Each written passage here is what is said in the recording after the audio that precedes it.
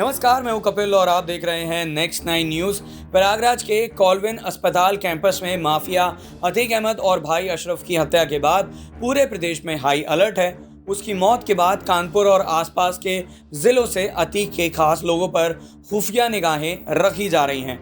बता दें कि कानपुर से अतीक का बेहद पुराना नाता रहा। अतीक कानपुर से विधानसभा चुनाव जीतना चाहता था, लेकिन उसकी यह ख्वाहिश अधूरी ही रह गई। जेल जाने के बाद उसकी पत्नी शाइस्ता परवीन को भी चुनाव लड़ाने के तमाम प्रयास किए गए, लेकिन उसमें कामयाबी नहीं मिल सकी।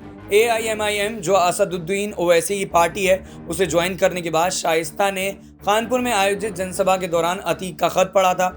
इस दौरान बेटे को जेल में भेजने को लेकर रोते हुए मन से काफ़ी गिड़गिड़ाई थी। उसने कहा था कि बेटे का कसूर सिर्फ इतना था कि वो अपने पिता से मिलने गया था।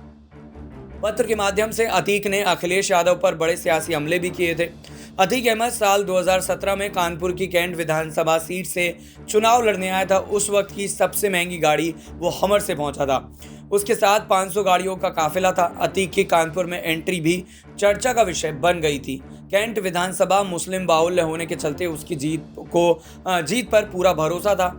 साबरमती जेल में बंद होने के दौरान अतीक ने ओवैसी की पार्टी से भी टिकट मांगा था। उसने कानपुर की कैंट सीट से ही टिकट मांगी थी, लेकिन अतीक पर लगातार कसते कानूनी शिकंजे के चलते वो चुनाव नहीं लड़ सका।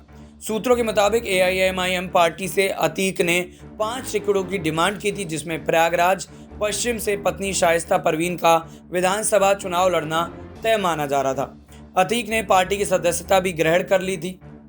आपको बता दें कि साल 2017 के विधानसभा चुनाव में जब उसका टिकट फाइनल हुआ था और वो पहली बार कानपुर आया था, तब अतीक ने कहा था कि मैंने कभी नहीं सोचा था कि कानपुर वासी मुझे इतना प्यार देंगे। मुझे इस शहर से लगाव हो गया है। मैं कानपुर की कैंट विधानसभा चुनाव सीट से लड़ना चाहता हूं, लेकिन सपा की अंतरकलह की वजह से काम रुक सकता है।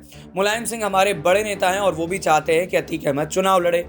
काफिले का स्वागत बसपा नेता पिंटू सेंगर हत्याकांड में मुख्य आरोपी पप्पू स्मार्ट ने हरजिंदर नगर चौराहे पर बड़ा मंच लगाकर किया था। हालांकि शिवपाल सिंह ने अतीक को कानपुर से टिकट दी थी, लेकिन अखिलेश यादव के अध्यक्ष बनते ही अतीक की टिकट कट गई।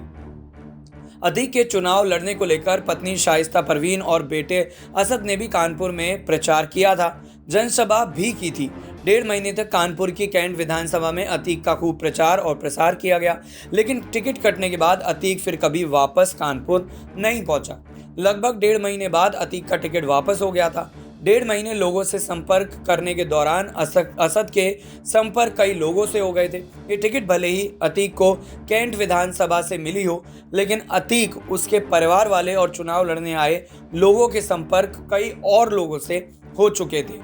27 सितंबर 2021 की बात है। AIMIM के राष्ट्रीय अध्यक्ष और सांसद असदुद्दीन ओवैसी ने कानपुर के मुस्लिम बाहुल्य इलाके जाजामऊ से जनसभा की। इसमें अतीक की पत्नी शाइस्ता परवीन भी मंच पर मौजूद थीं। ओवैसी ने शाइस्ता को पार्टी ज्वाइन कराने की रसीद भी सौंपी थी।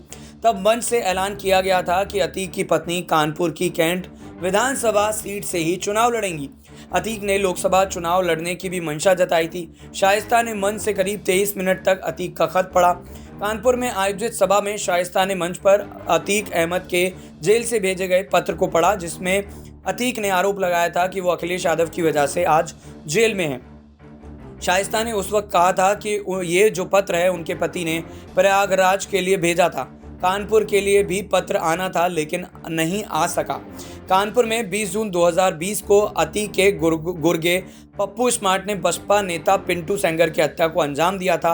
कानपुर में प्रचार के दौरान जाजामऊ, चकेरी, चमनगंज समेत अन्य इलाकों में अतीक और असद के कई लोगों से अच्छे संपर्क हो गए थे। उमेश पाल के हत्याकांड के बाद से चल रहे पूरे घटनाक्रम के बाद कानपुर में सभी लोग अंडरग्राउंड फिलहाल हो चुके हैं। अब क्या आने वाले वक्त में इन दोनों को ही जेल की सलाखों के पीछे जाना पड़ेगा, क्योंकि शाइस्ता परवीन फिलहाल फरार है। और आपका इस मुद्दे पर क्या कहना है, कमेंट करके ज़रूर बताएगा। नमस्कार।